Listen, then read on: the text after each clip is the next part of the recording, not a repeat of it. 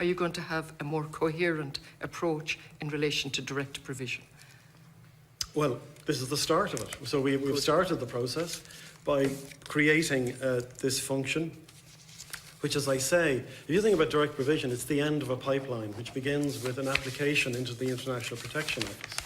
So that entire pipeline is now in this function. So people can look right across That's good. the issue. That's good. So just a minute, please. I've only a few minutes to ask questions. Yeah. And I'm sure the chair will give you plenty of time to develop any of these points, but he's not going to give it to me. So in relation to direct provision, there's two committees set up now. That's good.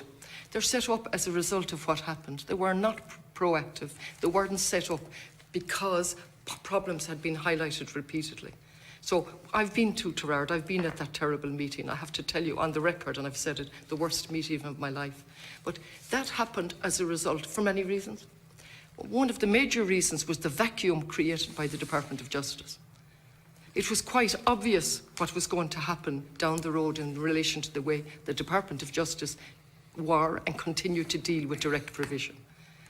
So I'm a little concerned about Operation Transformation, which again is an unfortunate name, but it would have been great if the Department of Justice had come forward in the last few years and said, we can't keep going this way. We now have, how many people in hotels? Is it 1,300? Does anybody have the... More than that, yeah. And what's the up-to-date figure?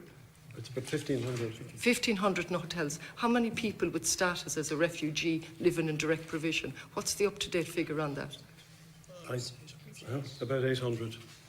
Is it more than 800? Somebody come back with the specific I have to say, Deputy, that number fluctuates quite considerably as blocks of decisions are made. But it doesn't fluctuate down from the high hundreds. No, I agree. Okay, so you know that, or the department knows that for a very long time. Why wasn't there a group set up proactively to look at this? It's not sustainable. There is now. There is now, after we've had ACL, after we've had Uachtarard, So sorry, when did you set it up? You're mixing apples and oranges here, if I may say. Mixing apples and oranges. If I may say so. This is not a very good example. Again, Deputy, I'll answer your questions as clearly as I can, but you do have to give me a little bit of time. Absolutely, through the chair. Without interruption, maybe. Yes, Mr. Driscoll, absolutely. Conclude your point. The direct provision issue is a major policy issue for, frankly, you. The Department of Justice and Equality carries out policy decisions made by government in the Oireachtas. But it is our political system that makes the political decisions, right, and the policy decisions around Chair. No, Deputy Connolly, you'll have to allow our guest to complete his Chair, reply. I've no problem. I want to make a point just. I have only asked a question, when was the committee set up?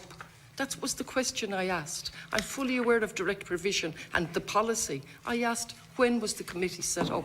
Now, with your help, you might get that answer. Yes, but Deputy, you're positing that committee is the answer to all of the various problems around direct provision. So the committee was set up a few months ago in response to, yes, the immediate problems that have arisen.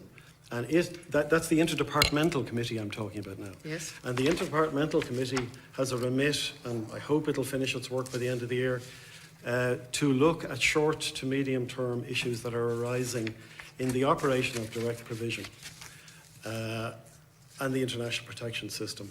And another group is looking at the broader questions that will encompass core policy questions. So there's the operational issue and there's the policy question.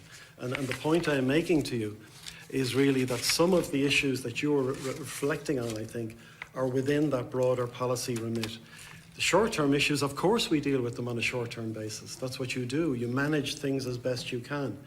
There's been a 60% increase in applications this year, and that has caused a particular difficulty. We did not have the space to accommodate everybody. There's also a issue in relation to getting people out of direct provision once they have achieved status. And again, I think the committee is well aware of that you've been going through these same difficult issues yourselves. I wish there was a simple answer to these issues. Part of our job to try and see if we can help to direct finish up. I'll finish up, Chair. No, I'll finish up. First of all, I do not accept your answer, Mr. O'Driscoll. I wasn't positing any simple answer.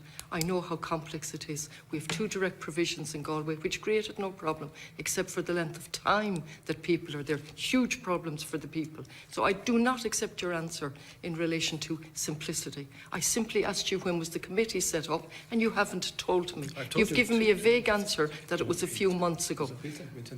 We'll send the exact date. I said it was a few months ago. If I just could use my time, I would like a specific when it was set up.